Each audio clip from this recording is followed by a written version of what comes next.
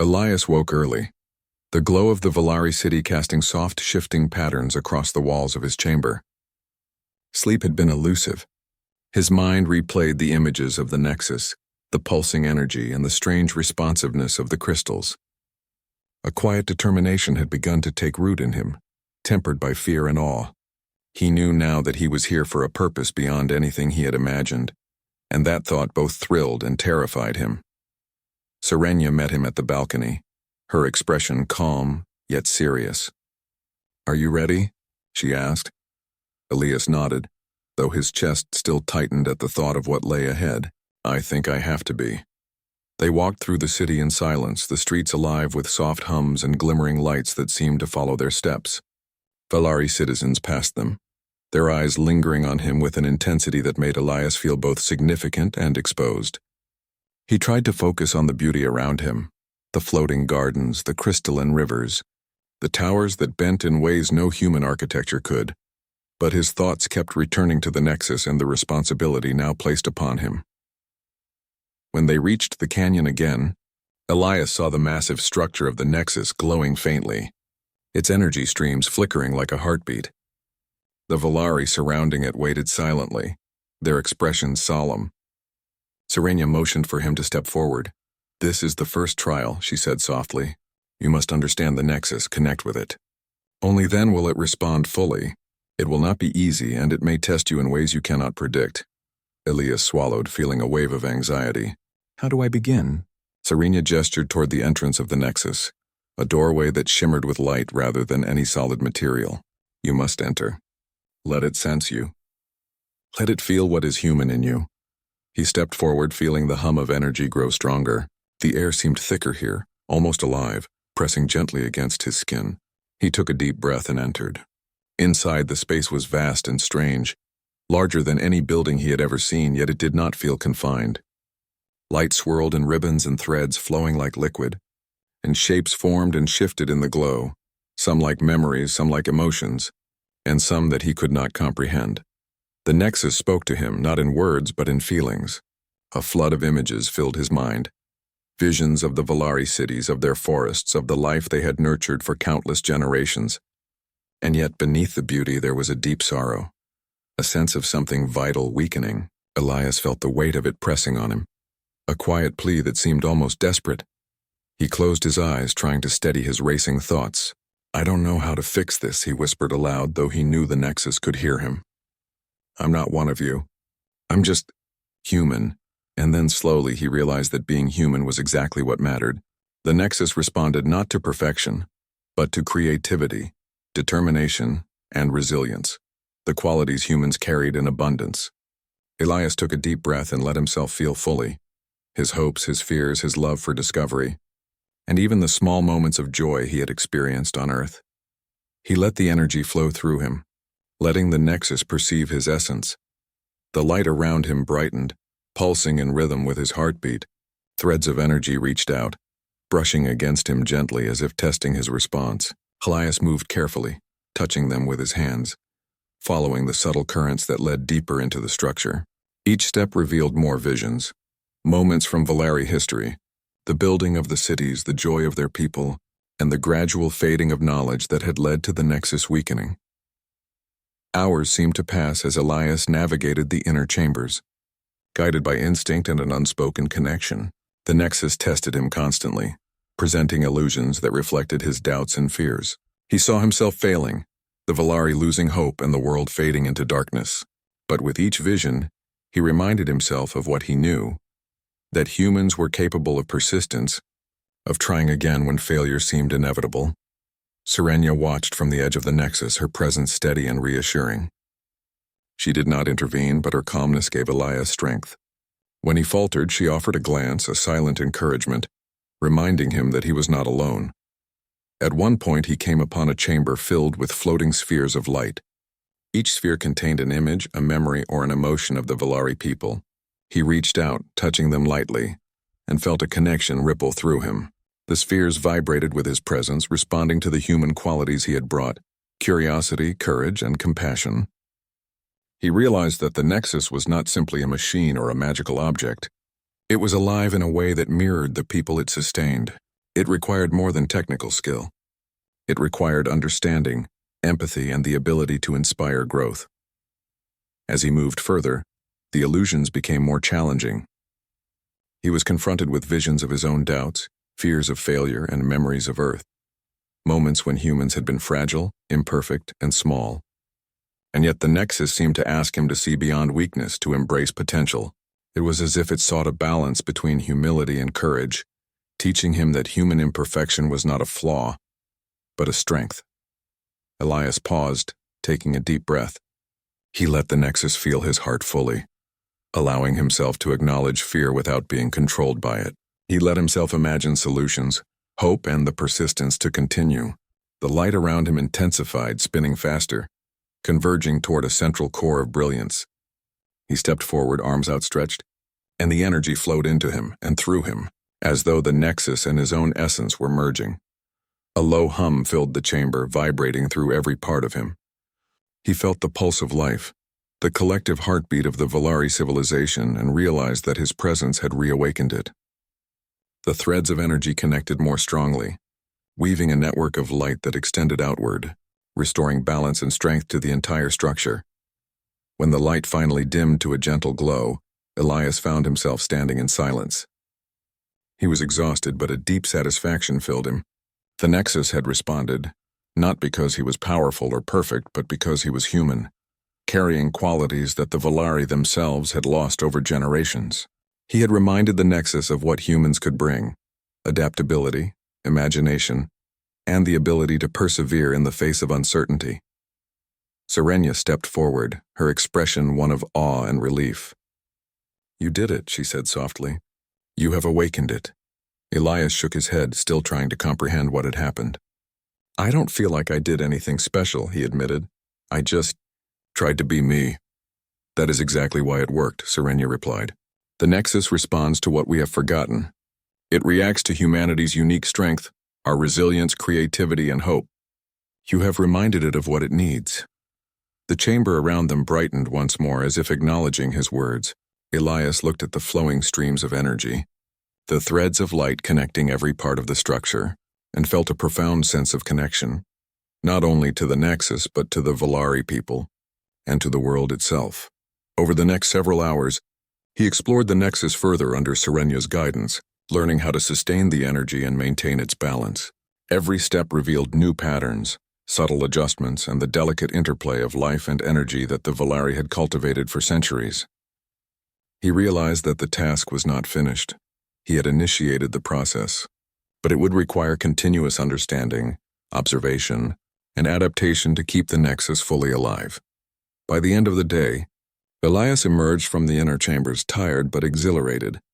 Serenia greeted him with a rare, genuine smile, her eyes reflecting pride and gratitude. "You have done more than I could have hoped," she said.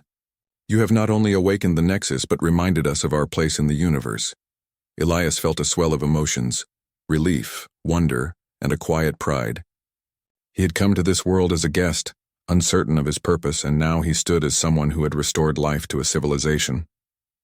He understood, in a way he never had before, why humans were sometimes seen as unpredictable, yet indispensable in the galaxy. That night, lying in the chamber once more, Elias reflected on what had occurred. The fear, the uncertainty, and the overwhelming responsibility had been real, but so too had the ability to make a difference. He thought of Earth, of human history, of the countless ways humans had struggled and triumphed. And he realized that being human was not a limitation. It was a gift, one that could shape not only their own world but others as well. As he drifted into sleep, the glow of the Nexus visible even from the city below, Elias understood that his journey was far from over. The Nexus was alive. The Volari were watching, and the universe held more mysteries than he could imagine. But for the first time, he felt ready. He was human, and that was enough to face whatever lay ahead. Dr. Elias Carter had always believed that words were bridges. He had spent most of his life studying languages, both human and alien, and he carried the quiet pride of a man who had given himself to the pursuit of understanding. Among all the alien species he had encountered through the Interstellar Cultural Exchange Program, none had fascinated him as much as the Volari. They were a graceful and mysterious people, with luminous eyes that reflected light in strange ways, and movements so fluid they almost seemed like dancers in constant motion. He had met Serenia during one of the diplomatic summits that brought humans and Valeri together. She was different from the other Valeri he had spoken to. Where many of them were polite but distant, Serenia seemed curious about him. She asked questions not only about his work, but about Earth, about human history, and about the strange way humans balanced science and imagination. Over months, their conversations became regular, and though Elias was cautious, he felt a kind of friendship forming between them. It was on an ordinary day, as he reviewed old notes in his office, that he received her message. The invitation was clear, written in careful words, yet carrying a warmth he could almost hear in her voice. She wanted him to visit her homeworld. Elias stared at the message for several minutes, wondering if it was real. The Valeri rarely invited outsiders to their private worlds. Even high-ranking diplomats from other civilizations often found the Valeri polite but closed, unwilling to let strangers see their deeper lives.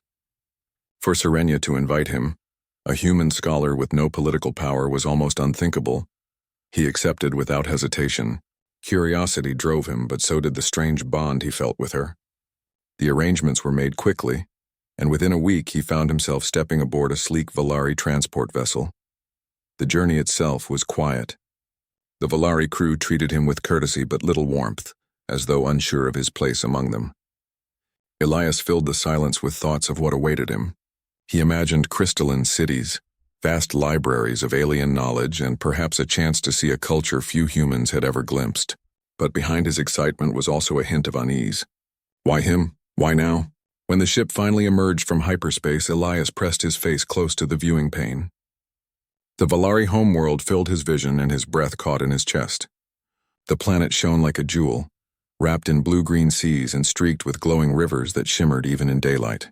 Floating islands drifted lazily across the skies, and the continents sparkled with structures that looked less like buildings and more like living sculptures. As the vessel descended, Elias saw forests of crystalline trees that bent and refracted the sunlight into rainbows. Cities seemed to rise out of the land as though grown rather than built, their towers twisting like vines, their surfaces alive with flowing patterns of light. It was the most beautiful place he had ever seen, and yet it felt strange, almost unreal, as though the planet itself had been crafted to impress visitors. Serenia greeted him at the landing platform. She wore a garment woven from translucent fibers that shifted colors with her movements, and her silver eyes glowed faintly in the soft light. She smiled as he stepped down, and for a moment Elias forgot his doubts. "You came," she said. "Of course," he replied, trying not to sound overwhelmed. "I wouldn't miss this." She tilted her head slightly as if amused by his wide-eyed awe. "It is different from Earth, yes?" "Different," Elias said with a quiet laugh, "and beyond anything I imagined."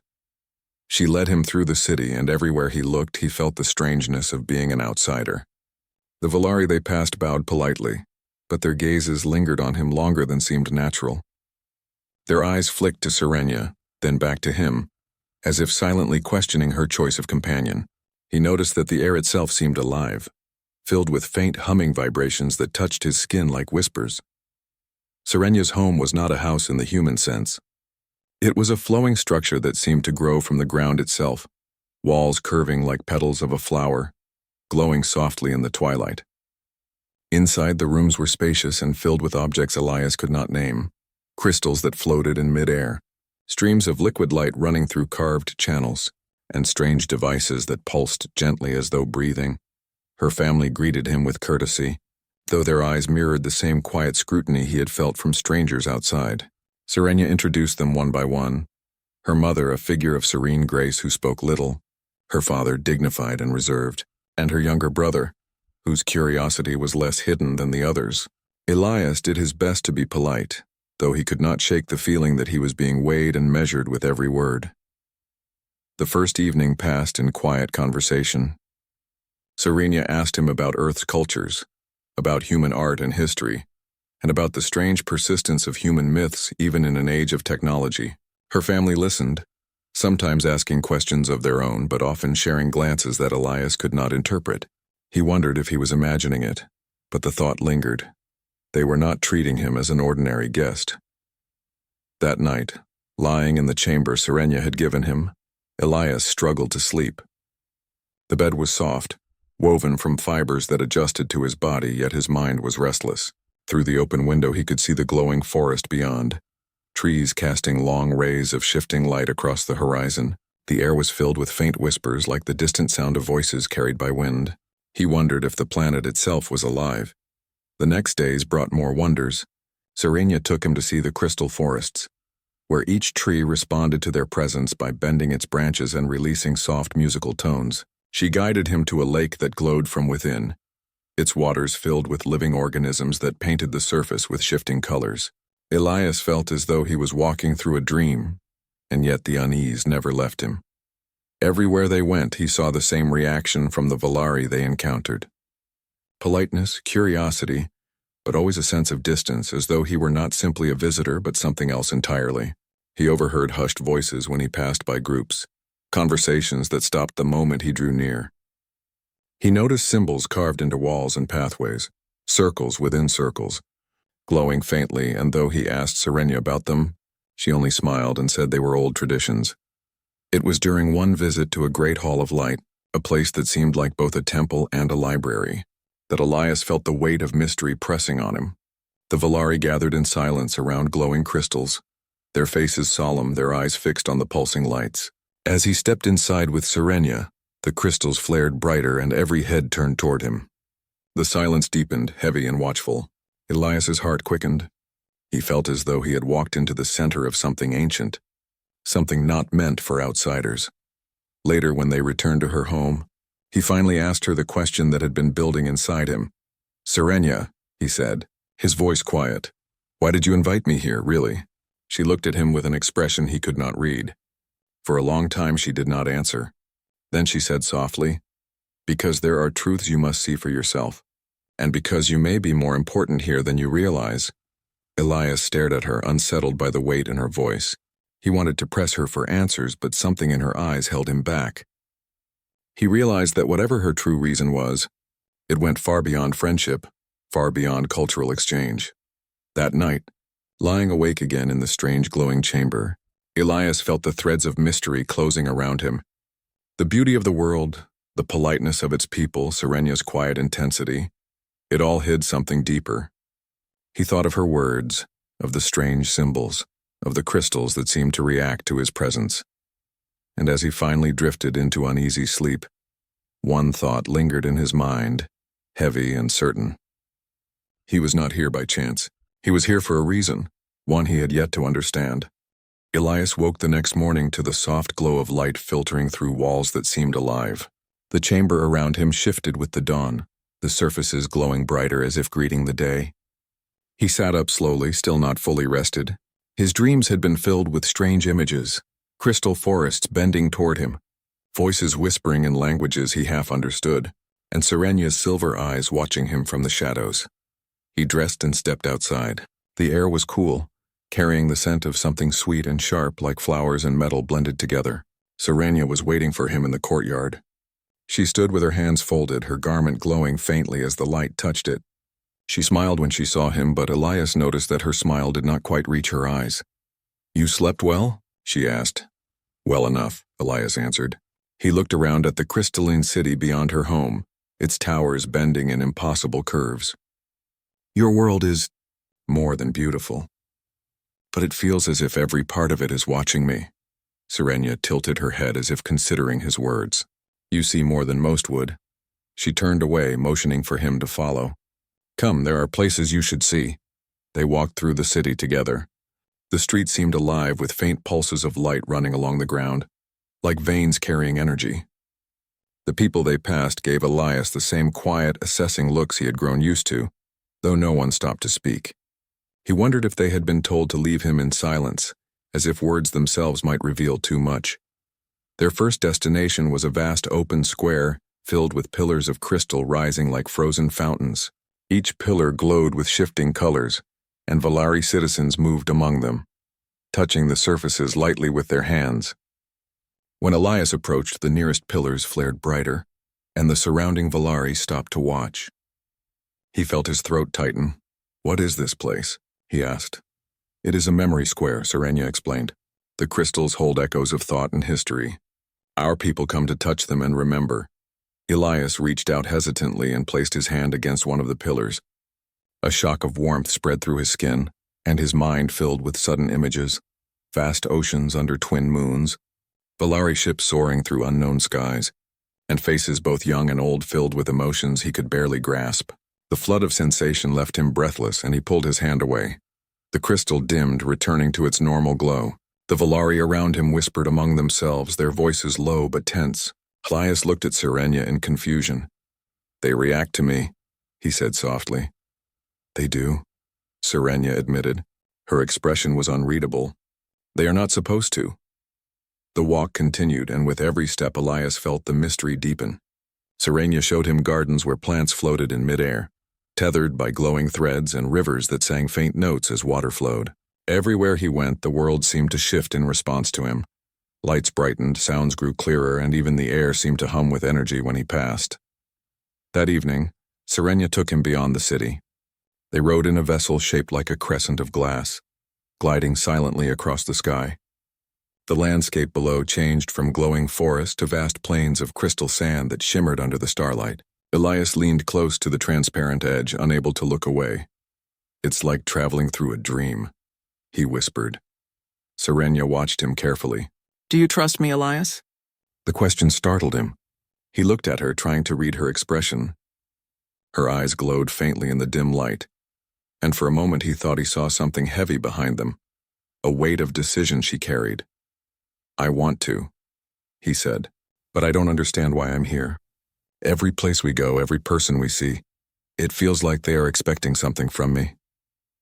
Sirenia was silent for a long time. Then she said, "Perhaps they are." Before Elias could press her, the vessel slowed and descended toward a wide canyon. At its center stood a structure unlike any he had seen before. It rose from the ground like a massive crystal heart, its surface pulsing with light that seemed alive. Surrounding it were smaller towers, their tips connected to the heart by streams of energy. Even from a distance, Elias felt the vibration in his bones. "What is that?" he asked in awe. Sirenia's voice was soft. "It is the life nexus, the heart of our people." They stepped out of the vessel, and Elias felt the ground itself hum under his feet. As they approached the structure, a group of Volari emerged from the smaller towers. They wore garments marked with glowing patterns, symbols Elias recognized from the city walls. Their eyes fixed on him with intensity, as though he were an answer to a question they had carried too long. One of them, taller than the rest, stepped forward. His voice was calm but carried the weight of command. "This is the human?" Sirenia bowed her head slightly. "Yes, this is Elias Carter." The tall Volari studied him in silence. Elias felt exposed under the gaze, as if every thought inside him were being weighed. Finally, the figure turned back towards Sirenia. "You have risked much bringing him here." "Are you certain?" "I am," Sirenia said firmly. Elias's heart pounded. He looked from one to the other. "What is this? Why am I here?" The tall Volari turned his glowing eyes on him once more. "Because you may be the only one who can awaken what we have lost." Elias froze, the words echoing inside him. He looked toward Sirenia, who met his gaze without flinching. For the first time, he realized the full depth of her intentions. This invitation had never been only about friendship. That night, Sirenia brought him back to her home, but the silence between them was heavier than ever. Elias could barely eat, his thoughts consumed by what he had seen. He lay awake again, staring at the glowing walls of his chamber, trying to make sense of it all. He thought of the memory crystals that had reacted to his touch. He thought of the nexus pulsing in the canyon, alive and yet somehow incomplete. And he thought of Sirenia, standing firm against the tall Volari, speaking as though his presence had meaning far beyond anything he had imagined. The next morning, he confronted her. "Sirenia," he said, his voice steady though his chest was tight. "I need the truth. No more silence, no more half-answers. Why am I here? Why me?" She stood at the window, the light catching her silver eyes. For a long time she said nothing. Then she turned to him, and in her expression he saw not just mystery but sorrow. "Because our world is dying," she said softly, "and you may be the only one who can save it." Elias felt the ground tilt beneath him. He stared at her, his mind reeling. She walked toward him, her voice quiet but urgent. "The Nexus sustains our people. It gives life to our cities, to our forests, to everything we are, but it is failing. We do not know why and we cannot repair it. Our ancestors built it with knowledge we no longer possess. We have tried everything and nothing works. The Nexus remains silent to us. And to me? Elias asked, his voice shaking. Her gaze locked on his. It reacts to you. The crystals respond, the lights brighten, the energy shifts. You are different, Elias. The Nexus may answer you because you carry what we have lost. He took a step back, his hands trembling. I'm just a linguist. I study words, not machines. I don't even know what your Nexus is made of. How could I possibly help? Because you are human, Serenia said firmly. And that may be enough. Her words hung in the air, impossible and yet filled with conviction. Elias shook his head, struggling to breathe. He thought of Earth, of the smallness of human achievements compared to the grandeur of this world. Yet here among the Volari he was seen not as lesser but as something rare, something necessary. He looked at Serenia again, at the intensity in her eyes. She had not invited him here out of idle curiosity. She had brought him because she believed in something beyond his own understanding. And for the first time Elias wondered if his entire life had been leading to this moment. The morning sun cast a soft glow over the Volari city, making the crystalline towers shimmer like scattered gems. Elias stepped out onto the balcony of the guest chamber, his eyes tracing the delicate lines of the structures that twisted and curved in ways no human architecture had ever done. The air was cool and carried the faint scent of alien flora, a mixture of sweetness and sharpness that made him feel both awake and alert. Despite the beauty around him, a feeling of tension clung to his chest. He could not shake the sensation that he was being watched, not just by the people of the city, but by the city itself. Serenia was already waiting for him at the edge of the balcony, her eyes catching the light and reflecting it back with an almost ethereal glow. She was calm, her movements graceful, yet Elias sensed an urgency beneath her composed exterior. She motioned for him to follow as she descended the smooth crystalline stairs that led to the street below. Where are we going today? Elias asked, trying to mask the nervousness in his voice. You will see, Serenia replied, her tone even, but her eyes flickered with a quiet intensity. There are places on this world few outsiders ever witness, and some of them will speak to you more clearly than words can. As they walked through the streets, Elias noticed the city around him moving in a rhythm he could barely understand. The Volari citizens passed by with measured steps, their garments glowing faintly with shifting colors. Each face that turned toward him seemed to register curiosity, but not just casual curiosity. There was a careful study in their eyes, a weighing of who he was and what he might bring. Elias felt as though he were part of an experiment, though he had no idea what role he was meant to play. They arrived at a large, open square filled with crystalline pillars that stretched high into the sky. Each pillar refracted the sunlight, sending shards of rainbow across the plaza. The air was alive with sound, not loud, but a soft, resonant hum that seemed to emanate from the pillars themselves. Several Volari were already present, placing their hands gently on the surfaces of the crystals. When they did, the pillars glowed more brightly and Elias could sense a subtle vibration beneath his feet. What is this place? Elias asked, approaching cautiously. It is a memory square, Serenia explained. The crystals hold echoes of the past, memories of our people, of our history, of our thoughts. When a Volari touches them, they can feel the emotions and knowledge left behind. It is a sacred practice. Elias reached out hesitantly, his hand hovering just above the smooth surface of one of the pillars. As soon as his fingers brushed the crystal, a wave of warmth surged through him and images flashed in his mind. Vast landscapes, cities teeming with life, and faces full of emotions he could barely interpret. The sensation was overwhelming, but also exhilarating. The crystal pulsed in response, sending ripples of light up and down its surface. He pulled his hand back, breathless. Serenia's gaze remained on him, steady and thoughtful. They respond to you, she said softly. I don't understand. Elias stammered. I'm not one of you. How could they respond to me? Serenia did not answer immediately. She only nodded toward the square and gestured for him to continue walking. Elias noticed the glances of other Volari around him. They watched, but with an intensity that unsettled him.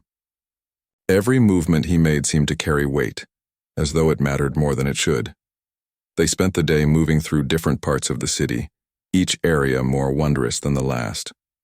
Floating gardens hovered above the streets, tethered by strands of glowing energy. Rivers ran with water that sparkled as if it contained light itself, and the air was filled with faint musical tones that shifted in harmony with the wind. Everywhere Elias went, the world seemed to respond subtly to his presence. The lights brightened, sounds shifted, and even the air felt alive, tingling against his skin. By evening, Sirenia led him beyond the city limits. They rode in a glass-like vessel that glided smoothly over the landscape. Below them, the forests and plains of the planet stretched out, a tapestry of colors and lights Elias could hardly name. He pressed close to the edge of the vessel, mesmerized by the floating islands and rivers of glowing liquid. "It's incredible," he whispered, "like nothing I've ever imagined." Sirenia watched him carefully. "Do you trust me, Elias?" The question made him pause. He looked into her glowing silver eyes and tried to discern her meaning, but the mystery remained. "I want to," he said finally, "but I don't understand why I'm here. Everything I see, everyone I meet, they look at me as though I am different." "Perhaps you are," Sirenia said quietly. Her voice carried weight, but not threat, more of a statement that held hidden truths he had yet to grasp. The vessel descended into a canyon where a massive structure rose from the ground, towering above everything else. It pulsed with light as though it were alive, and streams of energy flowed from smaller towers into its heart. Even from a distance, Elias felt a vibration in the air, a hum that resonated deep in his chest. "What is that?" he asked, awestruck. "That is the life nexus," Sirenia said. "It is the heart of our civilization. Without it, we cannot survive." As they approached, a group of Volari emerged from the smaller towers surrounding the nexus. They wore garments marked with glowing patterns, symbols Elias recognized from the city walls, their eyes fixed on him, and he felt as if their gaze was probing not just his body but his mind. One of them, taller than the rest, stepped forward. His voice was calm but carried authority. "This is the human?" Sirenia nodded. "Yes, this is Elias Carter." The tall Volari studied him in silence. Elias could feel the weight of their examination pressing down on him, and his stomach tightened. "Why am I here?" he finally asked. The Volari's eyes shifted to Sirenia for a moment before returning to him. "Because you may be the only one who can awaken what we have lost." The words hit him like a physical blow. Elias's mind raced. He looked at Sirenia, who met his gaze with a steady intensity. It was then that he realized her invitation had never been just an act of friendship. She had brought him here for a purpose far greater than he had imagined. That night, as they returned to her home, the weight of the revelation settled heavily on him. He ate little, his thoughts consumed by the nexus, the city, and the strange responses he had felt from the crystals. Lying in his chamber, he stared at the walls that pulsed faintly with light. Even in the quiet, he felt the planet itself alive, watching and waiting. The following morning, Elias confronted Sirenia. "I need the truth," he said. "No more half answers. Why am I here? Why me?"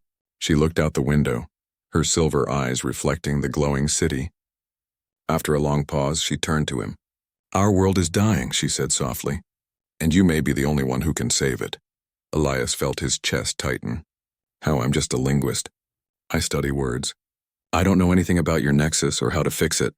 "Because you are human," Sirenia said firmly, "and that may be enough." The words lingered in the room, heavy with meaning. Elias's mind spun. He thought of Earth, of how small human accomplishments seemed compared to this advanced civilization. And yet here he was, seen not as insignificant but as someone capable of change, someone necessary. Sirenia stepped closer, her voice urgent but gentle. "The Nexus sustains our people. It gives life to our cities, our forests, everything we are. But it is failing. Our ancestors built it with knowledge we no longer understand. We have tried everything and nothing works. But it responds to you, Elias. To your touch, to your presence, it stirs. That is why you are here." Elias took a deep breath, his mind racing with doubt, fear, and a strange spark of determination. He had always believed in the power of human imagination, in the ability to solve problems others deemed impossible. Now that belief was about to be tested on a scale far beyond anything he had ever imagined. He looked at Sirenia and saw in her eyes not just hope, but trust, a trust that he might rise to the challenge, that he might prove the potential of humanity to a civilization older and wiser than his own. And in that moment, he knew that his life, his purpose, and perhaps the fate of an entire world had changed forever. The alien ship hovered silently above the city, a massive presence that seemed to swallow the light around it. Its arrival was quiet but powerful, like a shadow moving across the streets below. Citizens gathered, watching with awe and fear, phones raised to capture the impossible sight. Adrian Cole stood on a rooftop beside Lysera, his heart pounding, knowing that the moment of truth had arrived. "This is it," he whispered, his voice steady despite the tension. "They are here for you." Lysera nodded, her glowing eyes calm yet fierce. "I know, but this time we face them fully. I will not be taken against my will." The ship's hatch opened slowly, and a group of alien figures descended, each moving with perfect grace. Among them was the emissary who had confronted Lysera weeks before, her expression unreadable. But behind her composed exterior, Adrian sensed curiosity, surprise, and perhaps a grudging respect for Lysera's determination. Lysera stepped forward, placing herself slightly ahead of Adrian. Her presence radiated confidence. "I have chosen my path," she said clearly. "I belong here on Earth with him. I am not property, and I will not be taken." The emissary's eyes narrowed. "You have defied your people and the order that sustains the galaxy. Your actions are unprecedented. You risk not only yourself but the balance of countless worlds." Lysera did not flinch. "I understand the risks, but I am aware of my choices. I have chosen freedom, trust, and love. That is more valuable to me than duty or fear." Adrian felt a surge of pride. He had known her courage before, but seeing it now, standing against the authority of her entire civilization, was breathtaking. He reached for her hand, giving it a reassuring squeeze. The aliens paused, silent, studying Lysera. Then one of them stepped forward, speaking in a measured tone. "Your actions are remarkable. Few among our kind have dared to act against the order. You have chosen a path based on your heart, not obligation. Yet the galaxy will not easily forgive defiance." Lysera's gaze remained steady. "I accept the consequences, but I will not return to a life where my choices are denied. Earth is where I choose to be." The emissary's expression softened, though her eyes remained vigilant. "Very well," she said finally. "You may remain on this world, but know this, we will watch. Your choices will be observed, and should you waver, you will be called to answer again." Lysera bowed her head slightly in acknowledgement. "I understand." The aliens began to ascend back to the ship. Adrian watched them leave, feeling a mixture of relief and lingering tension. Their presence was still a shadow over Earth, a reminder that her people were near. But for now, Lysera's freedom was intact. As the ship disappeared into the night sky, Lysera turned to Adrian. Her eyes glowed softly in the dim city light. "We did it," she said quietly. Adrian pulled her into an embrace. "Yes, we did. You are safe, for now." She rested her head against his shoulder, the warmth of her presence grounding him. "I am safe because of you, and I am here because I chose to be." For the next few days, life slowly returned to a semblance of normalcy. Lysera explored the city more freely, always cautious but confident. She visited parks, markets, and quiet neighborhoods, observing humanity's beauty and chaos. Children were drawn to her gentle presence, marveling at her glowing skin and shimmering hair. She laughed, played, and shared moments of joy, bridging the gap between her alien nature and the human world. Adrian accompanied her, guiding her through the complexities of human life. He taught her about customs, celebrations, and small daily rituals. She learned quickly, absorbing knowledge like a sponge, her curiosity endless. Together they navigated the world, careful to avoid drawing unnecessary attention, yet slowly becoming part of it. One afternoon they sat by a river, watching the water flow beneath the sunlight. Lysera skipped stones, fascinated by the simple motion and the ripples it created. Adrian smiled, feeling a rare sense of peace. "Do you ever miss your world?" he asked gently. Lysera paused, looking at the rippling water. "Sometimes," she admitted. "But I have found something here I could never have elsewhere. I have found connection, choice, and trust. I have found you." Adrian felt his chest tighten. "And if your people return?" She met his gaze, unwavering. "Then we face them again. But I will not leave Earth, not while I am free to choose. And I will not leave you." In the weeks that followed, Lysera and Adrian worked to establish a balance between her presence and humanity. They reached out cautiously to scientists and leaders who were open-minded, sharing limited knowledge about her existence. Lysera spoke of her world, of stars and cities, and humanity listened, awed but respectful. The bridge between worlds grew stronger, built on trust and courage rather than fear or force. Despite the calm, Adrian knew the tension never fully disappeared. Messages from Lysera's people occasionally reached them.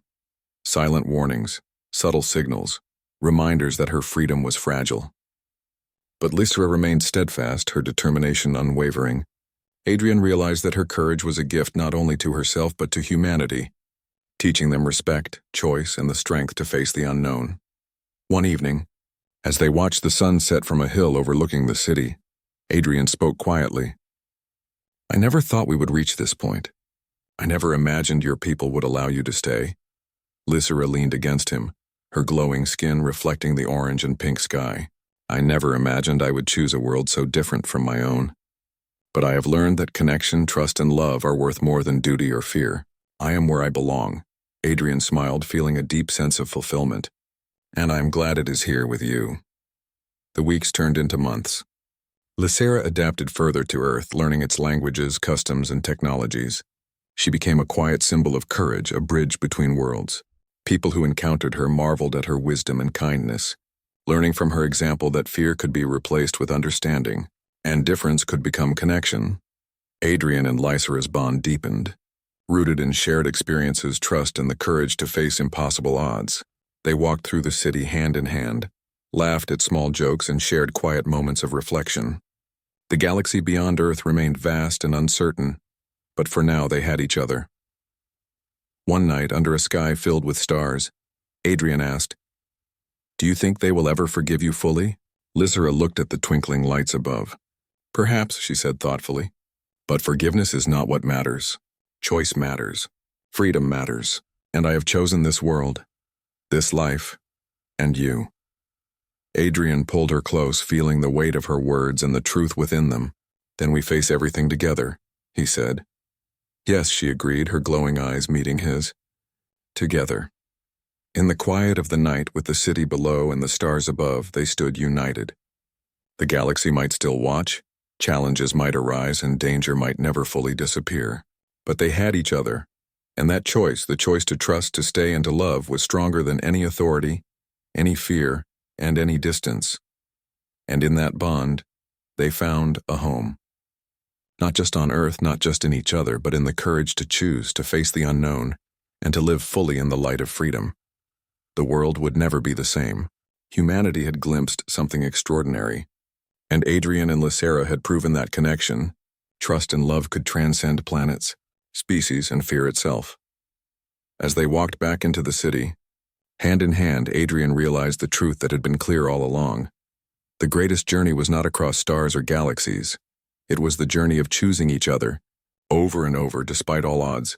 Lysera's presence, once a source of danger and uncertainty, had become a beacon of hope, reminding humanity that courage, choice, and love could reshape even the vastest distances between worlds. And together, Adrian and Lysera would continue to face whatever the universe sent their way, not as human and alien, but as partners, equals, and friends. The stars above shimmered in silent approval. The city below hummed with life, and Earth, fragile, vibrant, and chaotic, welcomed them both. They had crossed impossible distances, faced impossible choices, and survived. And now, finally, they were home,